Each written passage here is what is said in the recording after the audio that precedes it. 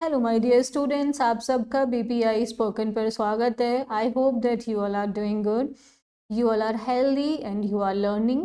So now let's start the class. Today's class is regarding a vocabulary. इसमें हम लोग आप जानते हैं 10 ही शब्द करते हैं but they all are related to a.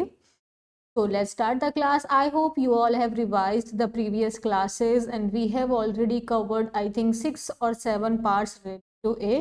So I hope that you have done that and now let's start the next part. So the first word of today's video is astrologer. Astrologer में आपको जो astro दिखाई दे रहा है इसका मतलब हो जाता है स्टार एंड लॉजी का मतलब हो जाता है स्टडी करना। तो एस्ट्रोलॉजर्स कौन होते हैं? जिनको हम लोग ज्योतिषी यानी कि ये एक आपके कौन होते हैं जो स्टार्स को देखकर, ग्रहों को देखकर भविष्य के बारे में बताते हैं, उनको हम लोग एस्ट्रोलॉजर कहते हैं। That means one who tells about future from the stars. तो स्टार्स को देख करके उनको उनके बारे में कि इसके मतलब किस तरीके से स्टार्स का प्लेसमेंट है और इसका प्रभाव इंसान की किस्मत के ऊपर क्या होगा, उसको एस्ट्रोलॉजर यानी ज्योतिषी कहते हैं। जैसे मैं ज्योतिषियों में पर विश्वास नहीं करता, so you will say I don't believe in astrologers, I don't believe in astrologers. So astrologers means ज्योतिषी जो आपके स्टार्स को देखकर आपके जीवन की भविष्यवाणी करते हैं कि आपका जीवन आगे कैसे होने वाला है। And they are called astrologer, ASTROLOGER. Next word is astronomer. Generally students get confused between these two words. Don't get confused. Astrologer is not a scientist. They are आप क्या था, वो ज्योतिषी हैं वो लोग, वो हमारे जीवन की भविष्यवाणी करते हैं। लेकिन जो आपके एस्ट्रोनॉमर हैं ये हमारे साइंटिस्ट होते हैं, ये वैज्ञानिक होते हैं। एस्ट्रोनॉमर जो होते हैं they are scientist who study about the arrangement of stars and planets. तो they are scientist but astrologers are not scientist. So astronomers are scientist, they study about the arrangement of stars and planets. That means खगोल विज्ञानी means जैसे खगोल शास्त्री तारे की व्यवस्था के बारे में अध्ययन करते हैं। So astronomers study the arrangement of stars. So they use telescope, they study the arrangement of stars, how the stars, other planets are arranged, and they are called astronomers and they are scientists. But remember, astrologers are not scientists, they are jyotishi. Is it clear? The next word is anthropologist. Anthropologist मतलब जो मानव के बारे में study करते हैं, जो मानव का विज्ञान पढ़ते हैं, मीन्स ह्यूमन का डेवलपमेंट कैसे हुआ। आप यहाँ पे देख सकते हैं ये एक स्टूडेंट हैं और ये एक स्कल की स्टडी कर रही हैं। तो यहाँ पे क्या होता है, एंथ्रोपोलॉजिस्ट में हम लोग क्या स्टडी करते हैं कि ह्यूमन बींग्स का डेवलपमेंट कैसे रहा, वो क्या थे, कैसे हुए, और उनका एक्सटर्नल टू इंटरनल सारी स्टडीज जो ह्यूमन डेवलपमेंट की स्टडी करते हैं, they are called anthropologist.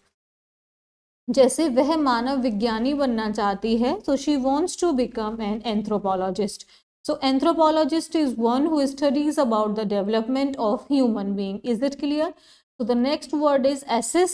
Assess करना means मूल्यांकन करना, evaluate करना, judge करना, check out करना। like ये person आप देख सकते हैं, ये आप क्या कर रहे हैं, इवेल्युएट कर रहे हैं अपने पास्ट को और अपने आने वाले फ्यूचर को। तो एसेस करना मीन्स मूल्यांकन करना। जैसे आपको अपने विलंब के प्रभाव का आंकलन करने की आवश्यकता है। You need to assess the impact of your procrastination.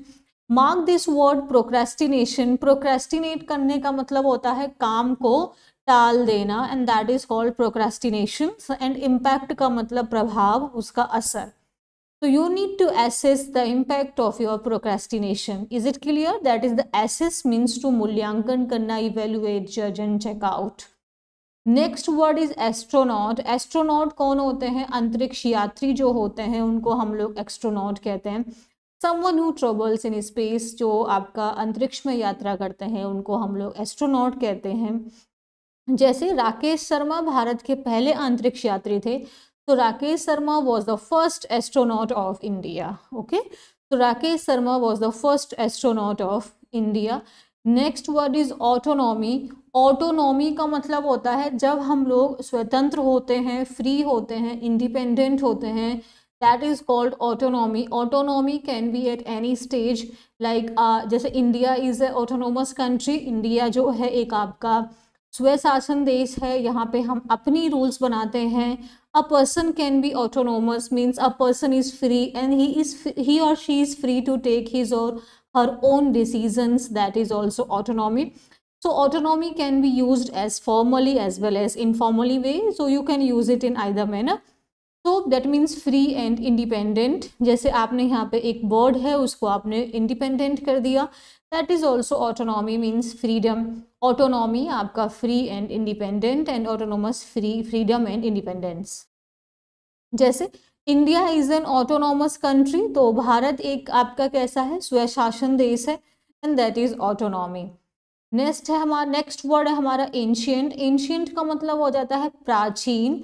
Ancient का मतलब प्राचीन हो गया. एंशियंट है, आउट ऑफ डेट है, ओल्ड फैशन्ड है, एंड दैट इज हमारा प्राचीन है. अगर हम इवन जैसे हमारी जो चीज़ें हैं एंड इवन कोई आपका कस्टम हो सकता है वो भी एंशियंट है. Now that is not in fashion and that is also ancient.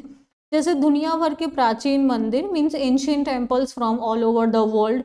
And as you all know we study ancient history, so the history of ancient India complete study material, so it's ancient history. Autopsy. Autopsy का auto means स्वयं और spy करना means examine करना, means सब परीक्षा. जो आपका जो डेड बॉडी है उसको एग्जामिनेशन जब करते हैं तो उसको ऑटोप्सी कहते हैं. एग्जामिनेशन ऑफ डेड बॉडी और postmortem. I am sure you all people know about this word postmortem. The same synonym is autopsy. आप यहाँ पे देख सकते हैं ये एक डेड बॉडी है और ये उसकी एग्जामिन कर रहे हैं what is the cause of his और हर डेथ. सो पीड़ित परिवार ऑटोप्सी के नतीजे का इंतजार कर रहा है. The victims family is waiting for the result of the autopsy. I hope you all are learning. Next word is authentic. Authentic का मतलब होता है जो चीज़ वास्तविक है, रियल है, प्रमाणिक है, जेन्युइन है, रियल है, एक्चुअल है, एंड दैट इज ऑथेंटिक है. आप यह कार्रवाई करने के लिए प्रमाणिक नहीं हैं, so you are not authentic to take this action. You are not authentic to take this action. Authentic leadership यानी कि actual real leadership, genuine leadership. Let me tell you one thing, vocabulary plays very important role. Like even if you want to read any book, suppose as like right now I'm reading our APJ Abdul Kalam's biography, that is The Wings of Fire. And I would say like if you are reading any book, then you will see there are thousands of vocab, there are thousands of words which we don't know. So if you are not familiar with those words, then even reading a book is not a cakewalk for you. So we need to know good words. ठीक है.